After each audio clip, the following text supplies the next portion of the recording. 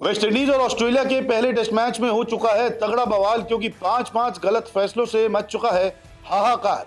क्या टीमों के साथ हो रही है बेईमानी या फिर तकनीकी है खराबी? जी, पहला टेस्ट मैच जारी है। अभी तक 24 विकेट गिर चुके हैं। ऑस्ट्रेलिया भी आउट हो गई, वेस्ट इंडीज भी आउट हो गई, फिर ऑस्ट्रेलिया आ गई खेलने और वो भी अब बैकफुट पर नजर आ रही है। लेकिन यहाँ पर इन 2 दिन में कई सारे फैसलों ने सबको चौंका दिया, खास तौर से वेस्ट इंडीज को, क्योंकि वेस्ट इंडीज के साथ तो ऐसी घटनाएं घट गई है कि पूर्व खिलाड़ी भी भड़क उठे हैं और अंपायर पर अब सवाल उठा रहे हैं। इस मुकाबले की बात करें तो ऑस्ट्रेलिया ने बनाए थे 180 पहली पारी में और वेस्ट इंडीज ने 190, यानी कि 10 रन ज्यादा बना लिए थे। अब ऑस्ट्रेलिया जो है 4 विकेट अपने गंवा चुका है, 92 रन बना चुका है और 82 रनों की लीड है। यह है मैच का अभी तक का हाल। लेकिन इस मैच में क्या कुछ घट गया, क्यों थर्ड अंपायर के फैसलों को लेकर अब चर्चा तेज हो गई है, थर्ड अंपायर ने आखिरकार सुर्खियां क्यों बटोर ली है, वो मैं आपको समझाता हूं। थर्ड अंपायर इस मैच में है एड्रियन होल्डस्टॉप।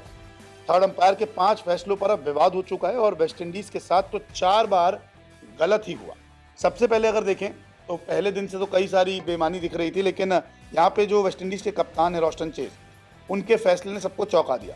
हेजलवुड की गेंद थी और वो जो थे फाइन लेग पर खेल रहे थे।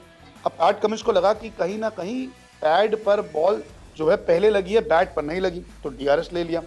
डीआरएस में जैसे ही एक फ्रेम बॉल के पास आया तो देखा गया अल्ट्रा एज में स्पाइक है। हालांकि अभी तक कोई कनेक्शन नहीं दिखाया गया था, लेकिन स्पाइक दिख गया। ऐसे में जब स्पाइक दिखा तो थर्ड अंपायर ने रोस्टन चेज को नॉट आउट करार दे दिया। अब ये सुनकर जॉश हेजलवुड और पैट कमिंस जो हैं काफ़ी गुस्से में आ गए। उन्होंने मैदानी अंपायर से बात की। उन्होंने कहा थर्ड अंपायर का फैसला आखिरी होता तो कुछ नहीं हो सकता। अब कुछ ओवर के बाद फिर रोस्टन चेज का मामला सामने आया। पैट कमिंस की गेंद पर पैड पे लगी गेंद और एलबीडब्ल्यू आउट करार दे दिए गए। अब यहाँ पे चेज ने जो है डीआरएस ले लिया।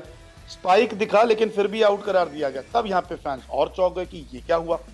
दरअसल जब थर्ड अंपायर अपनी टेक्नोलॉजी में देख रहे थे कि अल्ट्रा एज लगा ही लगा, तो उनके बैट से संपर्क नहीं हुआ था गेंद का, फिर भी अल्ट्रा एज था। तो पहले का फैसला जो है वो तो ऑस्ट्रेलिया के अगेंस्ट गया था, इसलिए यहाँ पे फैसला जो है ऑस्ट्रेलिया के उसमें हक में दिया गया कि ये तो बैट अभी लगा ही नहीं है और गेंद जो है पैड पे लग चुकी है, इसलिए हम इसे आउट करार देते हैं। इसके अलावा एलेक्स कैरी ने एक शाई होप का शानदार कैच लपका, बहुत बढ़िया कैच था ये, और रिप्ले में भी देखा गया कि गेंद जो है ना वो सही से पकड़ी नहीं गई और ऐसा लग रहा था कि यार गेंद जो है वो कहीं ना कहीं जमीन पर टकराई है, कुछ हिस्सा जमीन पे लगा है।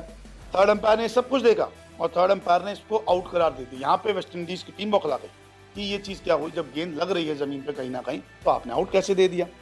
इसके बाद दूसरे दिन कुछ फैसलों ने और हैरान किया। कैमरून ग्रीन एलबीडब्ल्यू आउट थे, पैड पर लगने के बाद भी उन्हें नॉट आउट दे दिया।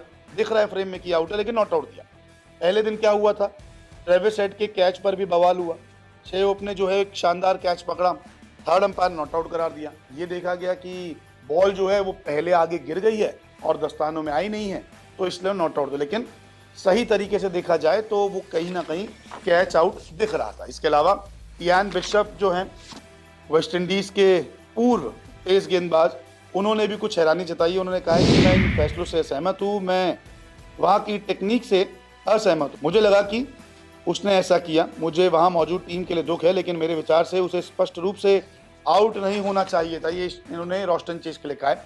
आपको बता दें कि ये जो मैच हो रहा है वेस्ट इंडीज में, यहाँ पे कैमरों की कमी है। आप ये जो तस्वीरें देख रहे हैं इसमें आपको लगे कि यार स्पाइक दिख रहा है, आउट क्यों नहीं दिया, नॉट आउट क्यों नहीं दिया। कैच की आप फोटो देख रहे हैं तो ये तो सही कैच है, तो कैच गलत नहीं है।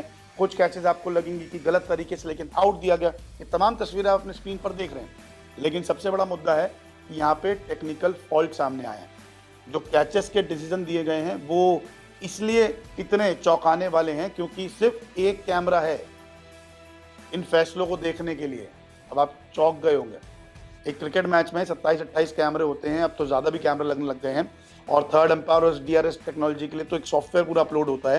लेकिन यहाँ पर टेक्निकली फॉल्ट सामने आए क्योंकि जो फ्रंट कैमरे से देखे जा रहा है वही एंगल अभी थर्ड अंपायर के पास है। उनके पास राइट, लेफ्ट, अप और पीछे का कोई एंगल नहीं है, सिर्फ एक सामने का एंगल है जिससे सारी चीज़ें हो रही है।